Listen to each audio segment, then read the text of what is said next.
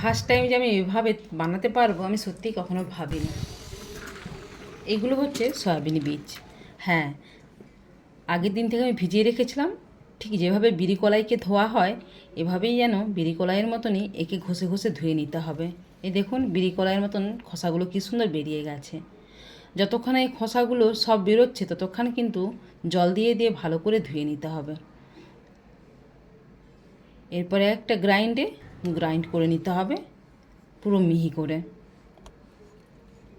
কিছুটা জল দিয়ে দেব, নাড়াচাড়া করে পুরোটা আমি ছেঁকে নেব।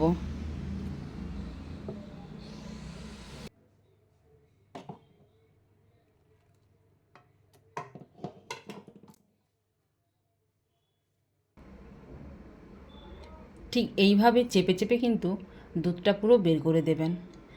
যতক্ষণ বেরোবে ততক্ষণই চাপতে থাকবেন। এখানে আমার 2 লিটার মতো বেরিয়েছে, আর এই ঝাঁকগুলো কিন্তু আমি ফেলিয়ে দেব, কোনোভাবেই রাখা যাবে না।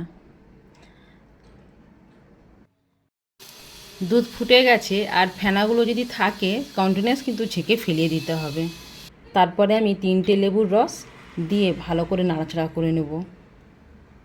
এটাকে সোয়া মিল্ক বলা হয়, যেটা সত্যি শরীরের জন্য খুব উপকার।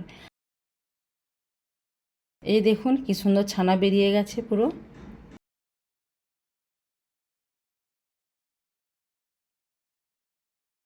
কিছুক্ষণের জন্য আমি এটা রেখে দেব, তারপরে কিছু পরে যখন ঠান্ডা হবে আমি ছেঁকে নেব।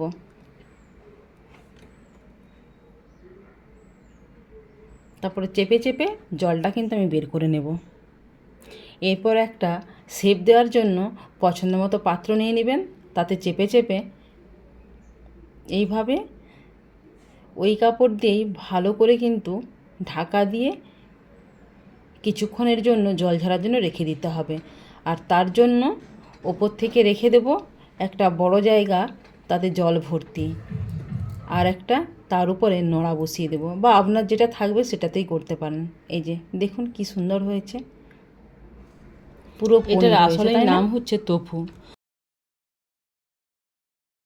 ছেলের অনেক দিনেরই শখ, ছেলের অনেক দিন পর আমি শখটা পূরণ করতে পারবো, এটাই সত্যি আমার ভেবে ভালো লাগছে। পুরো একদম পনির, তাই না? আপনাদের কেমন লাগছে কমেন্ট করে কিন্তু জানাতে ভুলবেন না। আর আজকের ভিডিওটা আমি এখানেই শেষ করছি। ভালো থাকবেন। আর এই জিনিসটা কিন্তু ফ্রিজে অনেক দিনই থেকে যাবে। আর হ্যাঁ, অল্প একটু জল দিয়ে রাখবেন। তাহলে টাটা, ভালো থাকবেন।